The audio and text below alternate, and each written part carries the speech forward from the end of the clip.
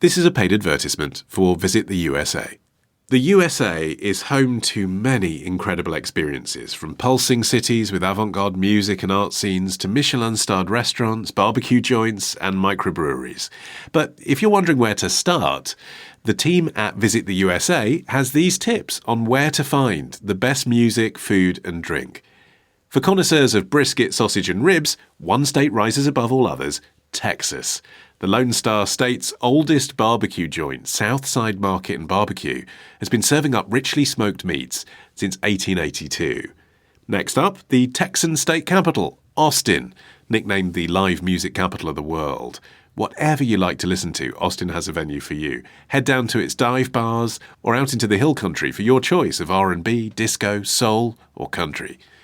Tip 3, Western Kentucky, where bigger is always better when it comes to sizzling smoky pulled pork and whole pork shoulders. Cutting through these bold flavours, Kentucky's also one of the nation's foremost bourbon producers, with a history dating back to the 18th century. And finally, why not head west to California, a state suffused with sunshine, sea air, and refined good taste. There's more than 100 grape varieties here in rolling green vineyards, where you can try the world-class wines they create.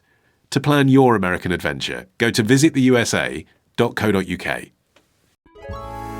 It's the week ending Friday the 17th of May, and this is The Week Unwrapped.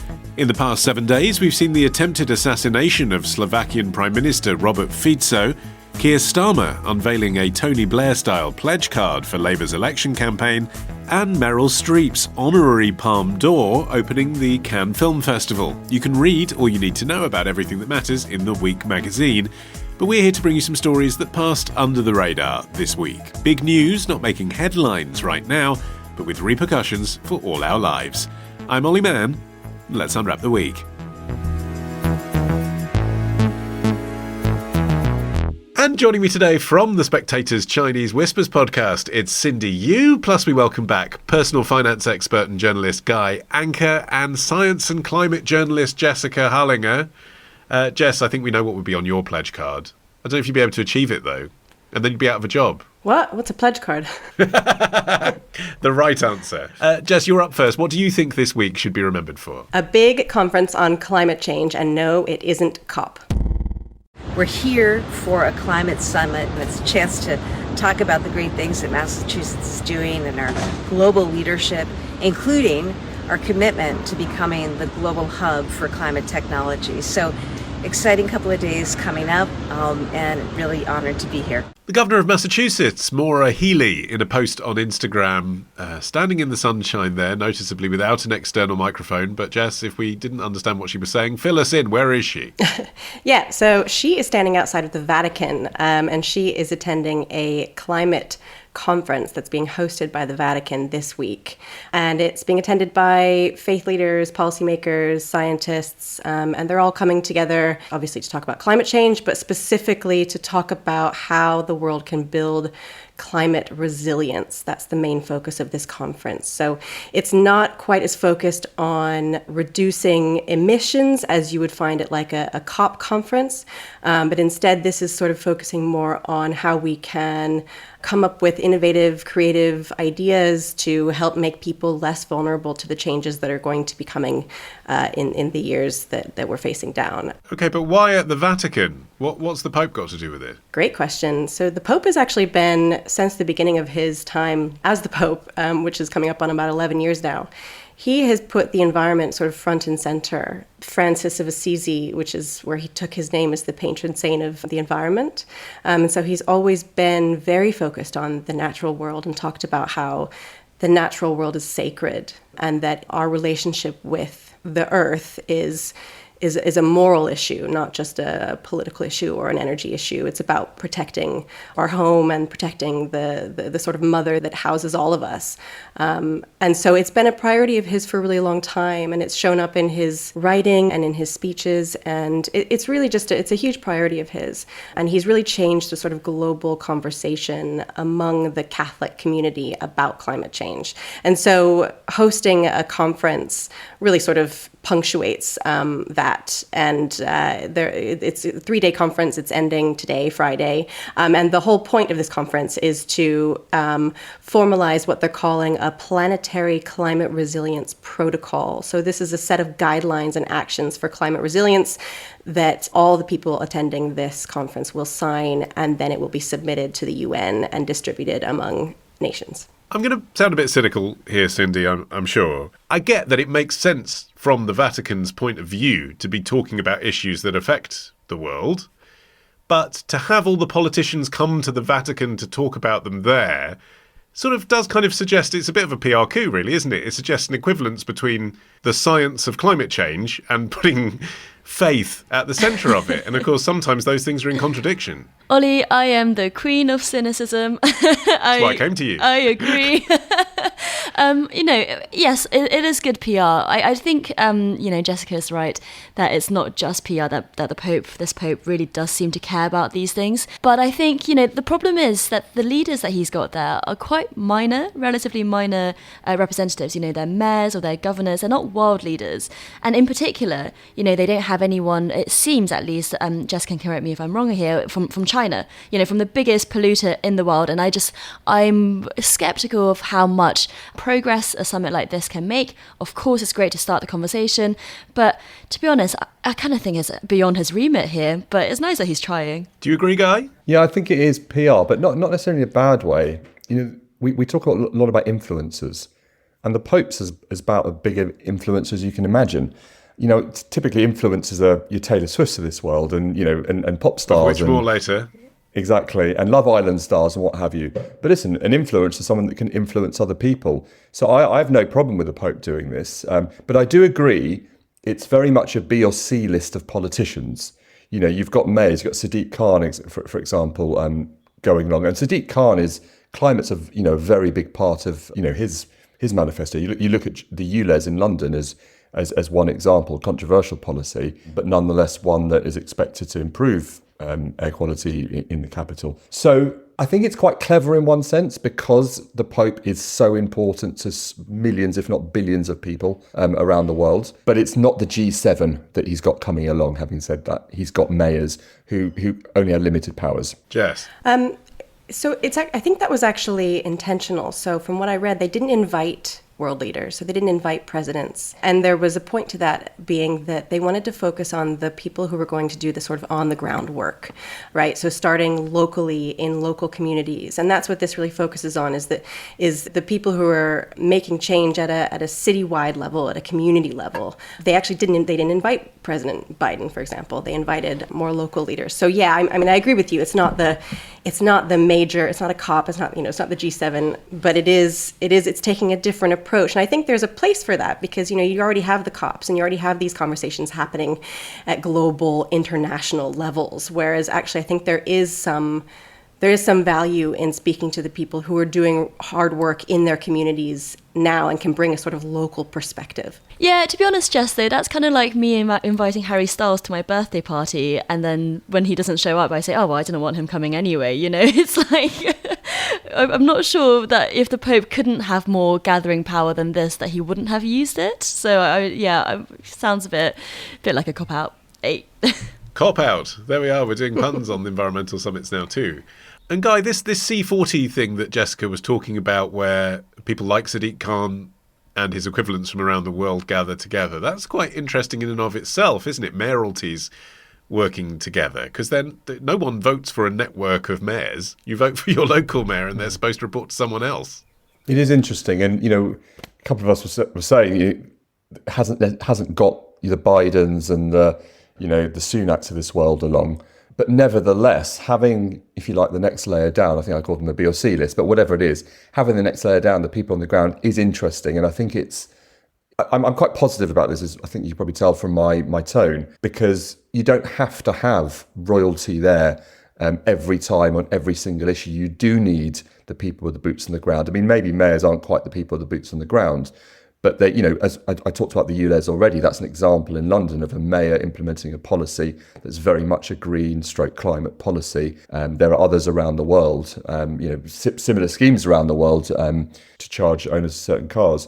So I think the more of these sorts of conferences we have, as long as they actually do something, the better, regardless of whether it's the C40, mayors, royalty, presidents, prime ministers, etc. We need change, don't we, on a global level? Okay, well, what are they going to actually do, Jessica? Let's talk about that, because climate resilience, you mentioned earlier, that sort of sounds a bit like prepping for a flood, for example, rather than, preventing the cause of it. Yeah, so as I mentioned, this is less focused on the sort of emissions reduction side of things. I think they're leaving that to the other conferences. And actually last year there was a commitment, the first commitment at COP28 globally to transition away from fossil fuels. So I think the idea is that we need to look more at how we're going to finance resilience, right? So we know that changes are coming. Whether or not we turned off all emissions tomorrow, those emissions would still linger in the atmosphere for a really long time. There's a certain level of warming that's baked in. The weather is going to be bad and getting worse for a long time. And there are communities all across the world, especially very vulnerable, poor communities, that are going to feel the worst of this. And so I think the point of this is to sort of pivot towards saying, okay, this is going to affect a lot of people. We know it's coming. While we work on getting our emissions down, how do we prepare for what's already baked in? How do we change our cities to make them more resilient? How do we build new infrastructure? One of the most important things is how do we finance all of this? How do we, there's going to be huge pressure going into this year, especially into COP29 later this year, for rich countries to make strong commitments towards financing the energy transition and helping poorer countries build their resilience. So I think that this is looking for practical suggestions and creating a sort of roadmap going into the next sort of 6 or 8 months ahead of the COP conference later this year. And many of the people that will have to put some of those things into practice, Cindy, not just the mayors, but I mean, the people in the population underneath them and the heads of businesses and stuff will obviously be Catholic. So I suppose there is a resonance there, isn't it, with it happening at the Vatican, that people pay attention, if you're religious, to what's coming out of that institution, and this might make you more likely to get involved. Yeah, absolutely. And I think as far as I know about the papacy, Pope Francis has been a very popular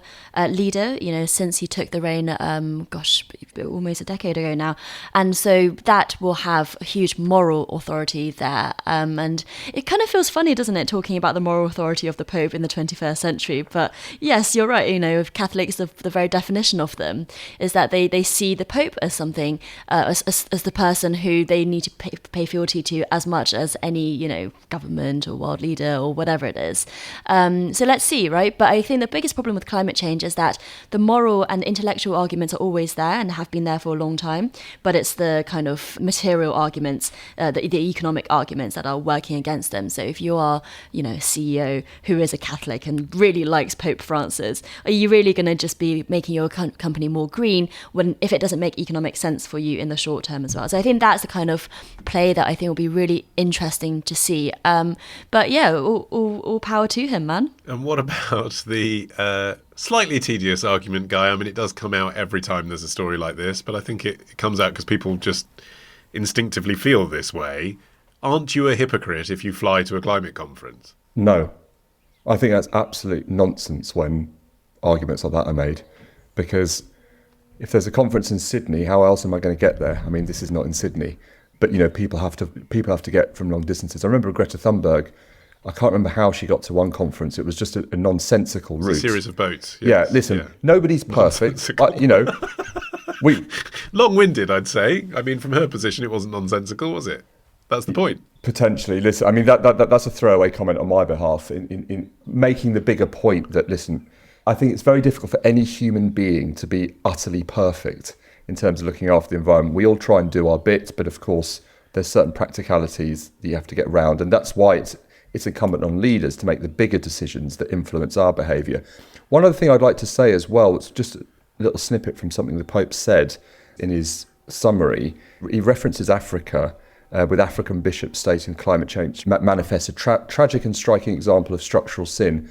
I wanted to raise that because when you get lots of world leaders together, like the G7, for example, you get, the UK, the US, Germany, China, if they go along, it's sometimes forgotten the sins of the richer countries and how they impact the poorer countries. And I just wonder, and it's a wonder rather than know this is going to happen, but I just wonder if having someone like the Pope bringing people together, people from all around the world, people that are closer to the boots on the ground, not literally the boots on the ground, because quite often it is those poorer nations, and it does need someone or something or an organisation to say to the richer nations, hey guys, it's your pollution, and it's ending up here. Don't get me wrong, there are terrible things happening in the UK and the US as well because of climate catastrophes, but not quite what we see in some poorer nations. You're nodding, Jess. Yeah, no, absolutely. I mean, I think it makes a lot of sense that the Pope would focus on the sort of environmental injustice that's happening, right? And we touched on it earlier, but a lot of Catholics currently live in countries that will be hit the hardest, and Catholicism is growing a lot in areas that are poor and will again be very vulnerable, and so I think I think it makes sense. Like I said, it makes sense that he's focusing on these areas, but I think it's really important. There's 1.3 billion Catholics in the world, and making it a sort of moral imperative and talking about that, I think, is really interesting. And also, I will, aside from just the religious aspect of it, I do think the Pope has actually been more clear than some politicians even in linking climate change to human activity, which I think is really important in a lot of it's sort of outside the politics. He doesn't have to worry about it being politicized. He doesn't rely on the tax dollars from that activity, does he? That's the thing. Right, yeah. So I think it's all really interesting. And of course, there are questions about whether or not it's going to actually have much of an impact. But I think if it's keeping the conversation in the forefront of people's minds, I think that is a net positive. Cindy? Yeah, I was just going to add as well that I wonder if a part of this is for, we see King Charles doing something like this as well. Institutions that maybe seem a little bit outdated, but trying to give themselves a secular purpose. So climate change is the perfect one for it because it is a global issue. It's so far-reaching into future generations that politicians often don't have time to think about it. But actually, it gives these kind of institutions something to talk about, something to use their influence on. And also it moves it away from maybe the parts of it that in previous centuries were the things that people believed in it for. I mean, I use monarchy as a metaphor for that as well. So I wonder if that's part of it. It looks like the Catholic Church is growing, so support for the Catholic Church is growing.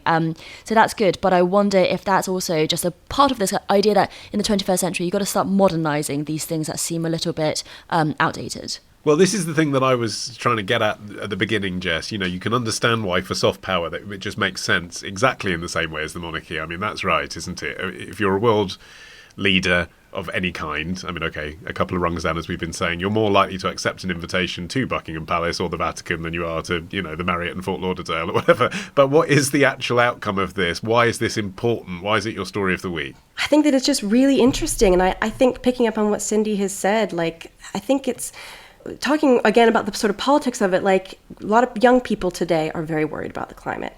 And isn't it interesting if they see the Catholic Church as being a leader on climate change, whereas other politicians maybe are more quiet and more hesitant to make change? Isn't that an interesting sort of shift in the traditional roles of religion and politics? I mean, I think it's just a really fascinating story, and I think it like I said, it keeps climate change in the forefront of people's minds heading into COP29.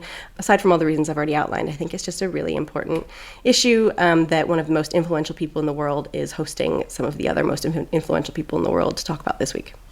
Meantime, I'm afraid, Cindy, I've looked into it. We can't afford to club together to get Harry Styles to come to your birthday party. It's fine, he's not invited anyway. I reckon if we put some effort in, we could probably get Niall Horan. Guy, you're up next after this. This is a paid advertisement for Visit the USA. The USA is home to many incredible experiences, from pulsing cities with avant-garde music and art scenes to Michelin-starred restaurants, barbecue joints and microbreweries. But if you're wondering where to start, the team at Visit the USA has these tips on where to find the best music, food and drink. For connoisseurs of brisket, sausage and ribs, one state rises above all others: Texas. The Lone Star State's oldest barbecue joint, Southside Market and Barbecue, has been serving up richly smoked meats since 1882. Next up, the Texan state capital, Austin, nicknamed the live music capital of the world. Whatever you like to listen to, Austin has a venue for you. Head down to its dive bars or out into the hill country for your choice of R&B, disco, soul or country. Tip 3, Western Kentucky, where bigger is always better when it comes to sizzling smoky pulled pork and whole pork shoulders. Cutting through these bold flavours, Kentucky is also one of the nation's foremost bourbon producers, with a history dating back to the 18th century. And finally, why not head west to California, a state suffused with sunshine, sea air, and refined good taste. There's more than 100 grape varieties here in rolling green vineyards, where you can try the world-class wines they create. To plan your American adventure, go to visittheusa.co.uk.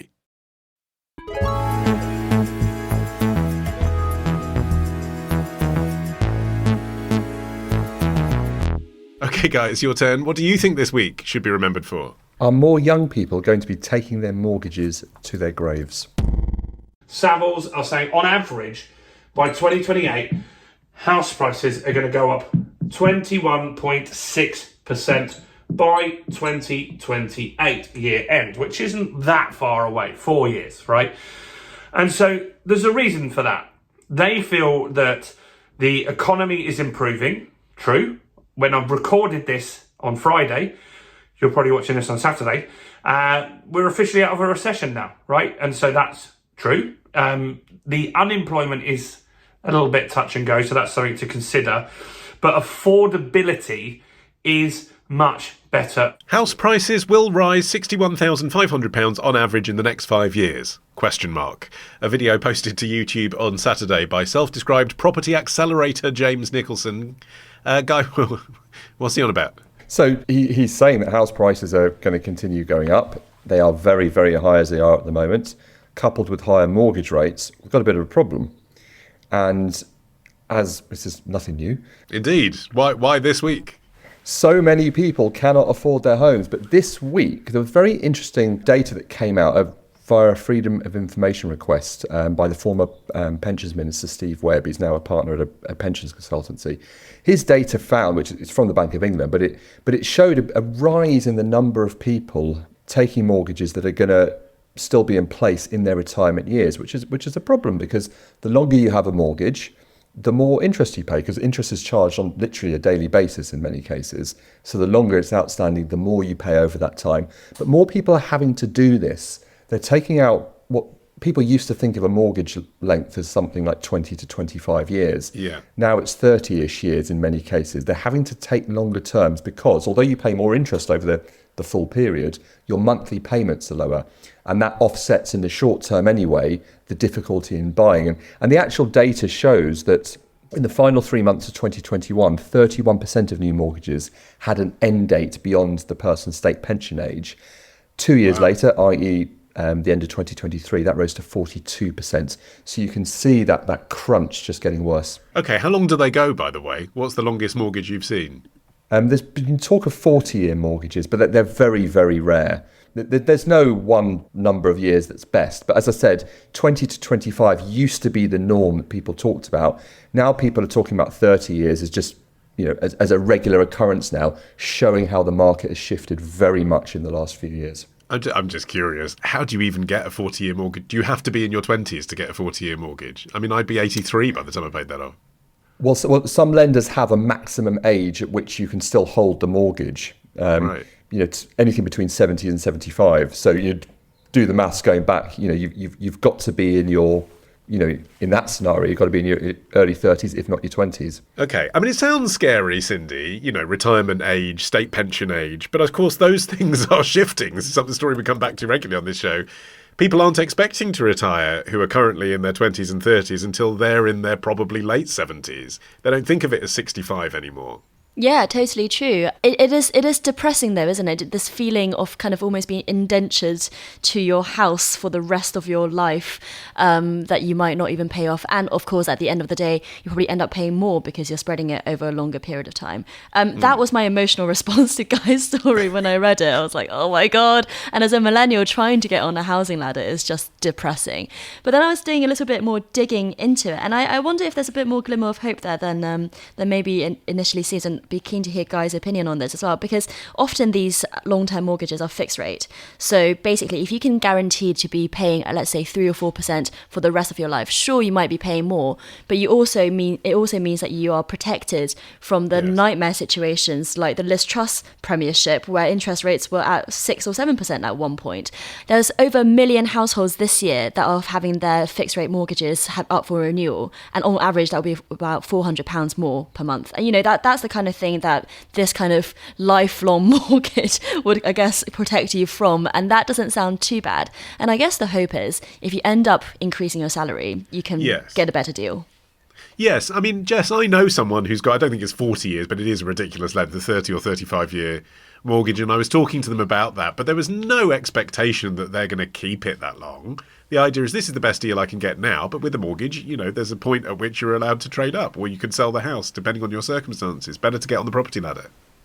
Yeah, I think that that's a good point. I think it's one way to look at it. I think that, you know, young people are looking at any way possible to get on the housing ladder as it becomes harder and harder. If you see a deal that says, okay, you pay less now, but you pay more over the long term and for longer, for more of your life, you know, it's easy to have short-term thinking and say, okay, well, I'll take that hit in the long term with the plan being that in the near term, you know, I will eventually get a better job. I could pay more toward, you can overpay to bring your costs down. You can remortgage, you can sell. I mean, I think that you're right. And I think that, as I said, basically anything they can do to get on the ladder is what they're going for. I think it does reek of potential abuse, right? So like taking advantage of these people and mortgage lenders, you know, trying to get as much money out of them as possible because they know that they have the advantage and that they have no other choice.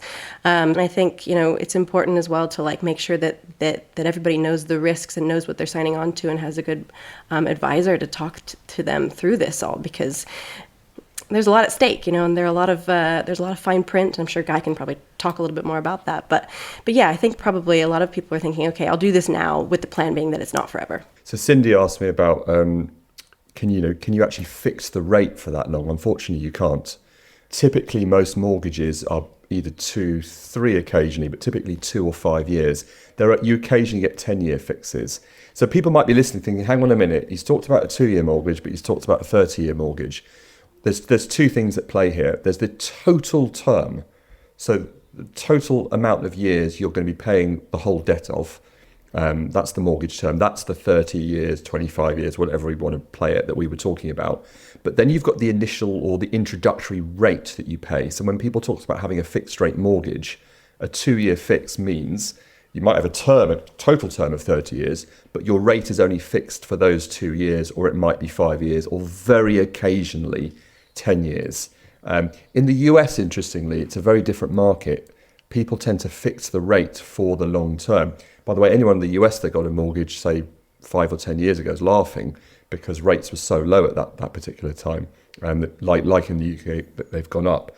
So it also helps me explain what do I think about these 30-year mortgages, and then, you know, taking Jessica's points about potentially lenders taking advantage. I don't think it's lenders taking advantage. I think it's a broken housing market. And I think the housing market is broken primarily because we just don't have enough homes. People will point to other reasons. There are other reasons, but there just aren't enough homes in the UK. The old adage of supply and demand. Demand is exceeding supply, and therefore prices are going up. Also exacerbated by the UK being a very attractive place for overseas investors as well. So I think it's a case of just people and brokers just doing what they can to get on the housing ladder. And it's clearly suboptimal compared to, say, the situation, 40, 50 years ago. Even in that period, by the way, interest rates were much higher than they are today. I'm just doing some data earlier. In 1979, they reached 17% compared to 5.25. That's the Bank of England base rate. But of course, house prices were so much lower. So people were, even at those interest rates, could still get on the housing ladder and buy a 4-bedroom house in London on an average salary, which is just unthinkable. Just on that, because we all keep saying, get on the housing ladder, get on the housing ladder. Is that advice, I sense we're also channeling our parents. Is that advice still utterly relevant now? Is that still the best advice to someone in their 20s who's looking at this and thinking I might just be able to afford it if I get a 40-year mortgage? Are you always still better to be on the housing ladder than to be paying rent or thinking more flexibly or differently about that? If I had a crystal ball, I'd give you the answer. I don't. But I think the odds are that the way our society and economy works, people who own their property will be wealthier than people that don't own a property. But when? But that's when they're 70. Yes. Yeah. Or 20, 30 years down the line. What tends to happen, as any investment manager will tell you, the past performance isn't necessarily an indication of the future. But what tends to happen, as we've seen in the last, God knows how many decades, house prices go up. Of course, you get periods where they dip a little bit. You just said the problem is we need to build more houses. What if someone's listening? What if they build more houses? Not, and then the Olly. price of your Olly, house we're goes never down? going to build more houses. Don't be so optimistic. That question has been asked for 20 years. Certainly the almost 20 years that I've been in this market, and we haven't seen a dramatic increase in house building. So I think generally people that own homes will be wealthier than people that don't own homes. So if you can get on the housing market, even if it's a 30-year term, it's probably, and I do say probably better than not getting on the housing market. And as I think Jess said earlier, if you get to that period where you're not working, hopefully a long way down the line, then you have options. You can downsize, you can sell, etc. There is, of course, the risk, though, in that period that what if interest rates do go up to 10, 15, 20%? Who knows what's going to happen over the next 20, 30 years? So this is why I said you need a crystal ball to answer the ultimate question. So all you can go on is the mood music, the odds, past performance, and just do what's best for you right now. And I suppose also the other thing, Cindy, is what if you don't do what we were optimistically saying probably most people who take these mortgages out think they will do, and get a better salary or, manage to pay it off or change providers or sell their flat? What if that doesn't happen? And then you are 75 and your retirement savings and your pension have to go on a mortgage that you still won't pay off before you die. I mean, it's a possibility. Yeah. I don't know what people would do in that situation. I think Guy would be better off answering that. But that's obviously a possibility. And I think we saw that in the financial crisis in the US, where so much of it was homeowners who had taken out really cheap mortgages that they then couldn't pay back. And when the financial downturn came, they were repossessed. And that left a lot of people and a lot of towns totally devastated. So it's obviously a real problem. And I don't know the answer to that, frankly. Just hope that life will get better. But I wondered, Guy, if you've heard of this startup bank called Perenna. I'm not taking commissions from them or anything like that, but there was a Financial Times write-up about them and a handful of other lenders a few weeks ago about how they are offering fixed terms for 40 years. So I thought that was quite interesting. It seemed to be quite a new thing that's happening, and they're trying to disrupt the mortgage market. So I don't know how reliable those are, but I thought that was quite an interesting new phenomenon that maybe would be some of the benefits of long-term mortgages without some of the costs of that. They do that in the States, right? So like the 30-year mortgage in the States is the norm, and that's fixed. And you do have the option to sort of refinance, as they call it, which is to sort of like renegotiate the terms of your deal. But like generally, and you'd have a higher salary if you were there, Jess, and you wouldn't be living in damp housing stock. What are you doing in Britain again? Just remind me. That's a really good question. No, I mean, I think you're right. Like it's so different in the States. I mean, wages are so much higher there. There's more housing stock and like more room to build. The houses are much newer, so they require less upkeep and major repair costs. I was reading that I think 21% of Brits' spending goes towards housing, and that's opposed to 17% for Americans. And that's going to be worse in London as well. Yeah, absolutely. So I think it all points to a really broken and dysfunctional housing system, as Guy has pointed out. And Cindy, you asked about Perenna. I'm just looking right now. I'm looking at something probably a couple of months old, but they were doing rates at 4.99% fixed for 15 to 20 years. When if you look at rates right now, that's not bad. The problem is we just don't know what's going to happen in that time. And while you do have the security, what if rates went down? Well, then you're overpaying. What if rates went up? Well, you're happy. But one problem we have in the UK with mortgages, long-term mortgages, which is less of a problem in the States, is if you want to move. So let's say you're first-time buyer, you buy a one-bedroom flat, and you take a 20-year, take one of those Perenna 20-year initial term mortgages. And then you have 3 kids. And they have 3 kids, and suddenly you want a 4-bedroom house, and you need to borrow a lot more.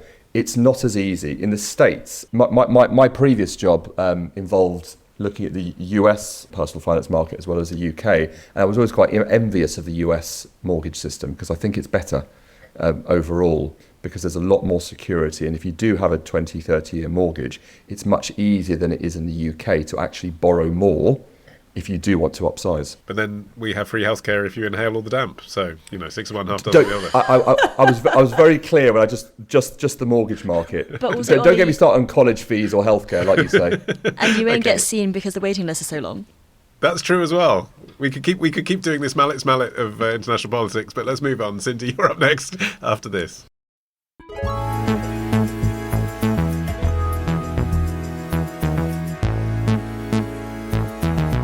OK, Cindy, you're finishing the show. What do you think this week should be remembered for? This week, a new glimmer of hope for the British economy may have appeared. We're here! It's the day. Today's the day. Today's the day. It's the moment. We've actually already been in Paris for a day, 24 hours now, I'd say. And we're doing all right. We're doing okay at this moment. I'm not feeling jet lagged right now, are you? No. We slept late, got some lunch, had a really nice couple of drinks, got some French onion soup. Yep. Like I'm like freaking out a little. I'm having a hard time. Like I'm getting a little gassy. Yeah. Like my stomach's hurting. I'm uncomfortable, generally speaking. Like I'm really nervous. I'm gonna be excited when I get there. Like I might throw up on the way. Like it's that kind of energy. Gia Mariano and Kelly Keegs in their video Seeing Taylor Swift in Paris on their channel Taylor Watch. Cindy, what has made them so gassy? God, I don't want to know. Maybe the onion soup. But what they're going to Paris for is to see Taylor Swift on her world tour called Eras, and she's basically going all over the place. She's got 4 gigs coming up in the UK, which a lot of people I know are very excited about, but also some people I know literally travel to Paris because the tickets there they thought would be easier to get, so like these 2 vloggers, and that basically just goes to show the extent of the super fandom of they call themselves the Swifties, and there's a new report out this week from Barclays Bank which showed that the Swifties are expected to boost the UK economy by £1 billion through all the expenditure that is going to come along with going to the gigs. We've talked about the influence of Taylor Swift on the economy before on this show. It seems like an absurd thing to say, but there was a case that was made that she was single-handedly responsible for the resurgence in vinyl sales a few months ago on the show. What is the evidence that Barclays have put forward for her contribution to the economy at large? I mean, surely if you buy a expensive ticket to see Taylor Swift, that's just money that goes to Taylor Swift and her promoters, isn't it? Yeah, so actually they're talking about the multiplier effect. So the tickets are expensive. They're around £200 to £400, and that obviously goes to Taylor Swift, but obviously you have to think about the venues as well.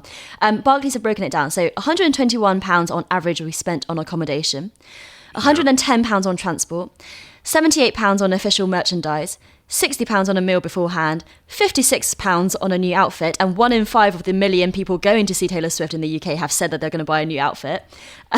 And then £216 on other costs, which include alcohol, unofficial merchandise, and even friendship bracelets.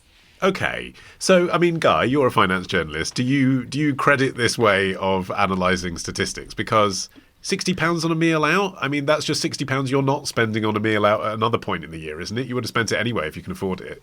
Yeah, we talked about the Pope and PR. I think this really is PR. Listen, Barclays isn't wrong. I'm sure that, these figures are accurate, or the estimates are accurate.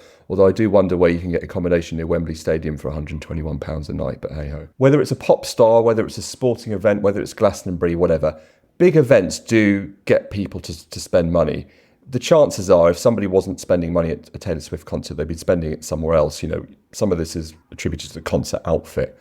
Well, if they were going to do something else, they might have wanted an outfit for that. If they were going for a meal before the Taylor Swift concert, had they not been going, well, they would have potentially gone for a meal somewhere else. So I don't think it's right to say that this large figure of, £848 per person is being flooded into the UK economy. Well, what if there's people coming from overseas, though, like we just heard? I mean, it sounded like North Americans going to France. Yeah, what I'm saying is that I'm just dubious about the motives of Barclays on this one. I think it's a PR stunt. However, it does show the influence of people like Taylor Swift. We talked about her earlier, didn't we, as an influencer, and she absolutely is. I mentioned Glastonbury a second ago. I was looking at tickets for Glastonbury, not to go, but just what the price was, £360 to go to Glastonbury. And I suspect that's the cheaper end as well. So you can see how much it costs to do these cool things. I think that's the story. Both the sheer expense required, more in my field. I was looking at Champions League final tickets recently when there was a chance Arsenal might be in the Champions League final, sadly not. You were talking into the hundreds there. That's how much it costs to go to events. I think for me, that's the story. Plus, of course, the fact that stars, like whether it's Taylor Swift or someone else, just how they change our habits and influence us.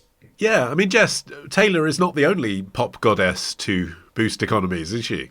Yeah, no. So last year when Beyonce was on her Renaissance tour and she went to Sweden, there was some evidence a month later that she had actually increased inflation slightly. So the inflation went up a little bit, and that was in part because of the increase in cost to like hotels and stuff. So actually it can have an interesting impact on the local economy. It wasn't like a lasting impact, but yeah, I mean, I think it's just, it's crazy how expensive it is. There was one statistic that said like the overall Swiftie, as they're called, will spend more on the concert experience than they will on things like attending a UK-based wedding and the stag do or hen do, right? So like it just shows how much people are willing to spend on this experience, and I think it underlines the sort of experience economy that we know is really humming along, and that young people in particular are much more interested in experiences than they are in buying things. But of course, there are lots of costs and lots of things that come along with this experience, such as the friendship bracelets and the food and the new clothes. But also, like, she has such huge influence on her followers. Like there's a lyric in one of the songs on her new album that mentions a pub in South London called the Black Dog. And when that song came out, her followers just like inundated the pub and wanted to be there, wanted to see it. And so you can imagine what that might have done for that pub's bottom line that month. I mean, I actually don't know. That'd be interesting to look into. But like it's incredible the power she wields just to point her finger at something or mention something offhandedly in her lyrics or at a concert, and people follow her. Yes. I mean, people have said, Cindy, that she could influence the presidential election simply by telling the Swifties to go and vote. She doesn't even need to say who for, although obviously it's implicit that she'd support Biden out of those two. Yeah, she supported Biden at the last election, but this time around she hasn't formally endorsed anyone. But yes, when she posted an Instagram post to tell people to go vote, there was then the subsequent 35,000 registrations that day on the website that she linked to, which was the most since 2020 on that National Registration Day, I think it was. And so obviously, you know, cause and correlation, we can't really know exactly how much that was Taylor Swift, but it does seem like that she probably had something to do with that spike. Okay, can we just get to why? Because I wouldn't call myself a Swiftie. You're not a Swiftie. But I'm also not opposed to Taylor Swift. I've watched the Eras tour on Disney Plus. I mean, that cost me, £6 for the month rather than 400 quid. I was quite happy to watch it. I like her music. She's good. I don't quite understand why there's this phenomena around her. To me, she doesn't have the same magnetic appeal of a Madonna or a Michael Jackson or a Prince in the 80s. What is it about Taylor Swift that people love so much that they'll do anything she says? I'm sure there is some really interesting marketing analysis you could do on just basically how she builds her brand, because I think that's the main thing. You're right. I mean, Olly, I'm also not a Swiftie, and I was actually listening to some of her music last night to kind of catch up on all the years I haven't listened to her. And because for me, it's the teenage years, the early songs that hold so much nostalgia for me. I don't think they're great music, but when I listen to them, I get transported back to those years. But the new stuff, I'm just like, what's the point? But I think what she does so well is she's kind of scandal free. Obviously she goes through her breakups and her romances, all that sort of stuff, but she hasn't ever done something crazy like that other young stars in her position do. If you look at Miley Cyrus, if you look at Britney Spears, Amanda Bynes, people with really public mental breakdowns that ruin their brand. Taylor Swift has always been Miss Goody Two Shoes, presentable and sexy, but like just on the right side of it, not trashy. And I also think that she's moved on her music quite a lot. Initially it was about country music, and now it's much more accessible pop, and she kind of reinvents herself with each new album. So I think that's like giving her fans something fresh to look at. And I think the politics is a part of it as well. She used to be much more vocal on politics when her albums wasn't doing so well. She felt like she could be, but this time round, despite what we've just been talking about with the registration, the reason she hasn't used her platform more for these causes is because I think she's afraid to kind of rock the boat on that. It's going so well for her right now. So I think it's a real, success of PR that she has got this far, and that's also why, she's a very cautious person. Considering she's only 34, her career has been going for almost 2 decades. She's got a real head screwed on. She's very, very sensible with how she markets herself. Do you think there's an end in sight, Jess, to Swift mania? Don't know. I'm not a Swiftie either. Yeah, of course. Can I just say for the record before I get trolled, I didn't say I'm not a Swiftie, did I? Did I say that? What I mean is she's fine. She's I like her. Yeah. No, you know what? I was actually talking to my husband about this last night because I agree with you. I don't, man, they're all going to come at me, but I'm going to say it. I don't feel like she has the raw talent that a lot of other incredible artists do. But I think what is fascinating about her is how she has really cultivated that following. Obviously, she has done something right. I mean, I think it is a part of it is that she started really young and had lots of very young fans from the beginning, and then moved, as Cindy said, over from country into pop. So she sort of straddles two different genres. And maybe has brought fans along with her. One interesting thing that I wanted to mention was that in terms of the spending that happens at these concerts is that a lot of it is done by parents, right, who have to come to the concerts with their kids. My friend Ben is bringing his daughter. I think she doesn't listen to this show, given that she's 9, so I can say this out loud. I wasn't allowed to say this out loud when I saw them the other day. He's just spent £500 buying these because you can't buy tickets, and only the VIP package was available. Yeah, and if your kid comes to you and says, this is my favorite artist in the world and she's coming to my local venue, please, can I have a ticket and can we go? You're going to feel a lot of pressure as a parent to say yes. So it's an interesting market that she's tapped into there, kids and their parents. But I don't know, I think the reviews of this new album have been a little bit mediocre, and I do think it does run the risk, the constant back-to-back release over and over of new music. She's prolific, which is amazing and impressive, but it can run the risk of being a little bit too much, right? It just is, less tends to be more. So I think, there is the risk of it being a little bit too, of saturating the market a bit. Although it does show, Guy, doesn't it, how the economics of the music industry has changed in the last 20 years. I mean, obviously she's doing very well, but you sort of need to put on a show on that kind of scale to attract those kinds of numbers, which cost such a huge amount in the first place that you end up having to charge £200 a ticket, because there isn't the money in the recorded music anymore, even if you're Taylor Swift. Yeah, and to your point about having to put on the show, I've not been to a Taylor Swift concert before, and I haven't been to similar concerts either, but I'm aware that it's much more than she's just... on the phone right now to a manager to get you a couple of free ones. I wouldn't say no, by the way. I'm sure my wife would like to go. But with so many, events like this, it's so much more than just the headline act or the artist. It's the whole event around it. I remember a few years ago, so slightly off topic, but coming back to it, I went to an American football match at Wembley, and it was a great game, but the whole event around it was unbelievable. It was brilliant. I loved it. And it's just an example of, having to put on that show. But I do think, I don't know much about Taylor Swift, the musician, I have to be honest with you. But what is obvious is she must have unbelievably good people behind her on the marketing side and the brand side. Because someone like me who's not into that sort of music, I know about her. And I think we all do. I think very few, you don't need to introduce Taylor Swift, like you don't need to introduce The King, or you don't need to introduce David Beckham. Everyone knows who they are. She's in that genre. When he just said The King, Cindy, were you thinking of Charles or Elvis? Oh, I was thinking she is the Queen. I went straight to Elvis, and I thought that's interesting because we were talking about music. Anyway, my thanks to Jessica, Cindy and Guy. You can follow this show for free. You can get every episode as soon as it's released by searching for The Week Unwrapped, wherever you get your podcasts, and tapping follow. You can also get 6 free issues of The Week magazine with a trial subscription when you go to theweek.co.uk/subscribe. In the meantime, I've been Olly Mann. Our music is by Tom Morby, the producer, Ollie Peart at Rethink Audio. And until we meet again to unwrap next week, bye-bye.